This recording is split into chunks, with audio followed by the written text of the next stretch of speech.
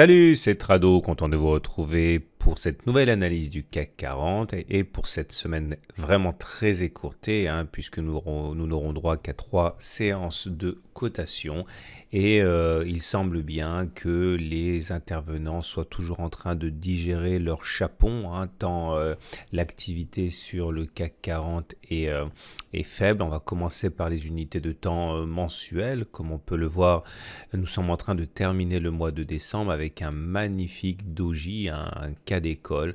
Alors les doji ne signifient pas qu'il va y avoir hausse ou baisse, ça signifie simplement qu'il y a indécision, il n'y a pas consensus entre les acheteurs et les vendeurs, donc cette hésitation peut effectivement déboucher par la suite sur une hausse ou une baisse, mais c'est pas là l'intérêt du doji. L'intérêt, c'est de montrer justement que il y a un équilibre parfait entre les acheteurs et les vendeurs, puisque finalement on est en train de clôturer le mois sur le même niveau que l'on a ouvert ce mois-là, et cela ne remet absolument pas en cause pour l'instant la tendance haussière, avec ce nuage qui monte, avec cette M20 qui monte et avec le soutien que l'on obtient de la part de ce support ici, qui s'avère intraitable et qui contient complètement les attaques haussières quand elles se produisent.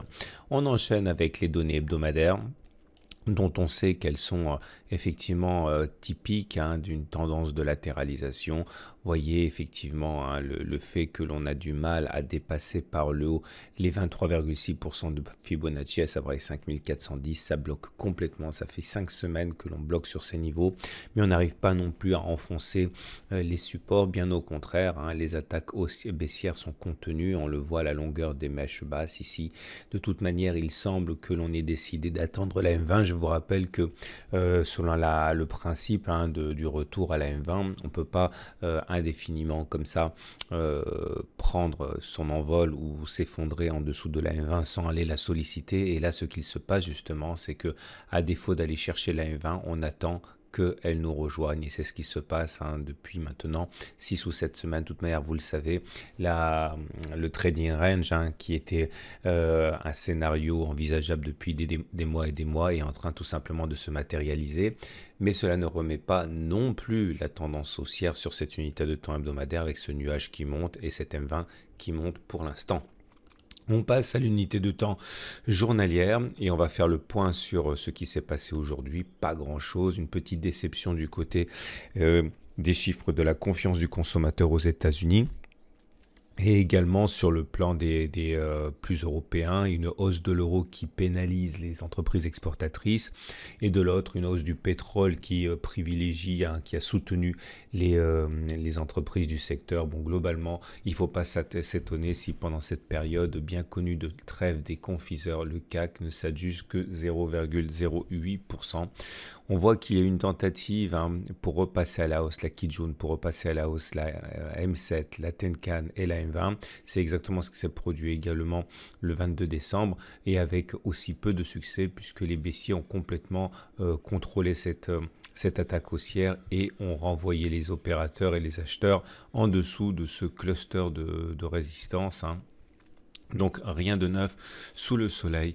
Pas neuf non plus le fait que l'on clôture à l'intérieur du nuage, à l'intérieur du trading range. Pas neuf non plus le fait que, a fortiori, on termine toujours dans la zone neutre, et pas non plus de nouveautés au niveau du nuage qui définitivement adopte une orientation horizontale qui traduit justement cette tendance complètement neutre. Les indicateurs techniques, je ne vais même pas vous les montrer, parce que vous avez compris que quel que soit leur signal, eh bien il faut le mettre en perspective. Quand on est dans un trading range et dans une tendance neutre, généralement les signaux se font et se défont sur le plan des indicateurs techniques. On va attendre que ça se décante. De toute manière, vous connaissez le principe. Tant qu'on ne sera pas sorti de ce trading range à la hausse ou à la baisse, on fera des mouvements qui seront erratiques, et les prises de position n'en sont que plus risquées. On regarde le plan de trade. Je ne vous cacherai pas qu'en ce moment, il ne se passe rien sur mon plan de trade. J'ai pris des positions hier sur les devises, sur les actions, mais pas sur le CAC 40, puisque vous voyez, on est toujours comprimé ici entre les 5427 et les 5315. Il faudrait au moins casser les 5427 en clôture pour viser les 5442. Il faudrait au moins clôturer au-dessus des 5442 pour enfin aller viser quelque chose d'un petit peu plus croustillant aux alentours de 5536. de même, hein, vers le bas, il faudrait clôturer en dessus de 5315, etc., etc. Vous connaissez ce plan de trade qui est maintenant installé depuis de nombreuses séances. Et regardez malheureusement, entre guillemets, ce nuage complètement plat qui montre bien qu'il n'y a pas d'orientation. Voilà, je terminerai simplement en terminant de dire que n'oubliez pas que je considère qu'un retour sur le bas de la zone neutre comme un retour sur le haut de la zone neutre est tout à fait envisageable, hein. Les 5266 ne doivent pas vous inquiéter, ce serait quelque chose de normal, tout autant que le ralliement des 5535. De toute manière, on resterait dans la zone neutre, celle qui n'implique rien en termes de tendance, hein. On enchaîne avec le marché allemand qui lui aussi est complètement neutre, hein. Vous voyez, on est dans le nuage il est à plat, on est soutenu ici, on a rebondi sur un support assez intéressant, mais globalement les mouvements sont erratiques tant qu'on restera à l'intérieur de cette tendance complètement neutre.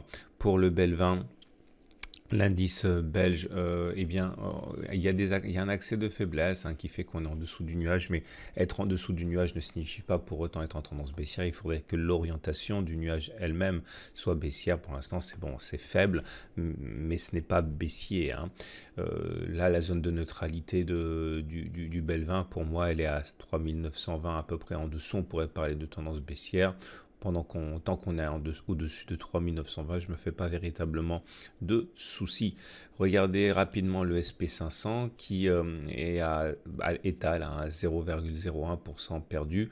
On est en train de solliciter cette oblique ascendante là qui a déjà fait des miracles, mais la tendance demeure haussière avec ce nuage croissant, cette M20 croissante, avec dans les tuyaux, hein, si on casse l'oblique descendante, ici ascendante, on en reparlera, la Tenkan et la M20 pour tester les supports. Et pour le Dow Jones qui lui aussi digère tranquillement ses 20% de hausse, on est à plus 0,05%, ça consolide. On pourra s'inquiéter si on clôture en dessous des 24 680 correspondant à un comblement du gap et une clôture sous la Tenkan. Mais même si ça devait arriver, on pourrait simplement avoir une accélération baissière vers les supports sans que cela remette en cause véritablement, hein, la tendance haussière. Voilà, je vous souhaite une très bonne journée. Je vous dis à demain pour la mise à jour.